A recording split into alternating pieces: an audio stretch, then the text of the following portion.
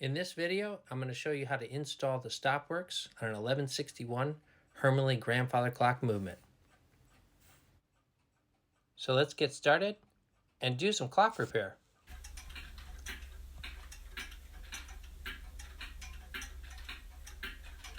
Alright, so this is a Hermle 1161 cable grandfather clock, and I'm going to show you how to install the Stopworks on the strike train for this one. So this has a riveted wheel that's different from the ergos. This is fixed, and it's got 14 teeth, and the mating wheel has 13 teeth. The mating wheel has one tooth that's longer than the others, as you can see here. And if you look in here at the mating wheel that's riveted into place, you'll see that it has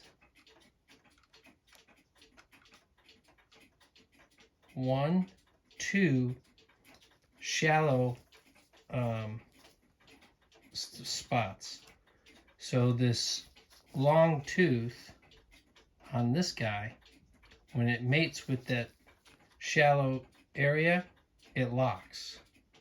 So it has two though, so you have to make sure you lock it in the right one, or your clock will not run for very long before stopping.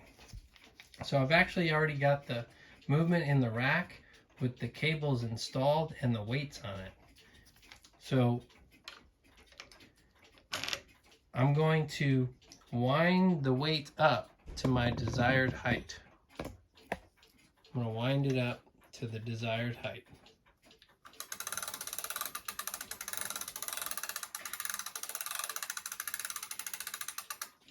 I'm going to stop a little shy of my desired height,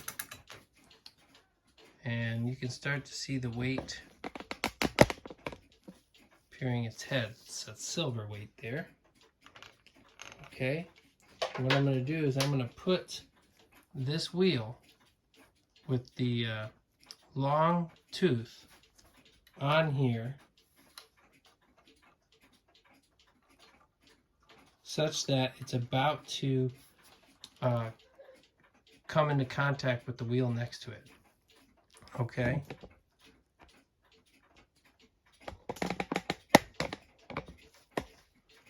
So I don't have it all the way back yet. I can still freely move this. What I want to do is position this so that that long tooth is going to lock on the shallow tooth area, not of the first one, but of the second one. And that's where you want to lock it on this when it's at the top of the movement. Oops, I got this wheel on there backwards actually.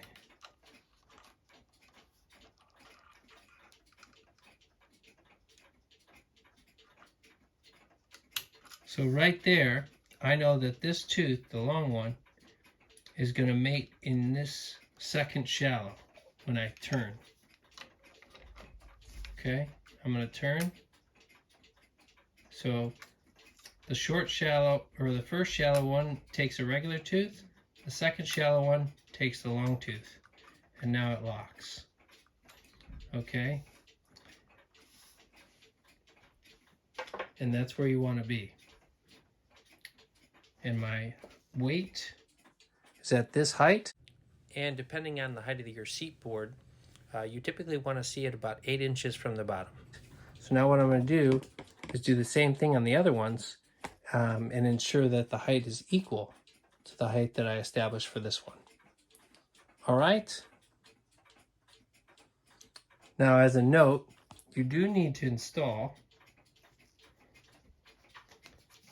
this wheel on the arbor before you put on the night shutoff gearing, because as you can see, this will interfere with the wheel. So my apprentice put this on here, not knowing that. So I need to take this gearing off to put the Stopworks on for the center arbor. And just for the record, this scratch was already there, and I don't recommend scratching your movements. All right, so now I've got all the winding stops installed on my Hermle movement, and you can see that the pulleys are pretty much all exactly even, and you can see that I had to take off the gearing here to install the center one. All right, so if you have it, you know, just a typical Hermle movement, you're only going to have one shallow spot here, which makes it even easier. But you do the same procedure, but you only have one shallow spot to choose from.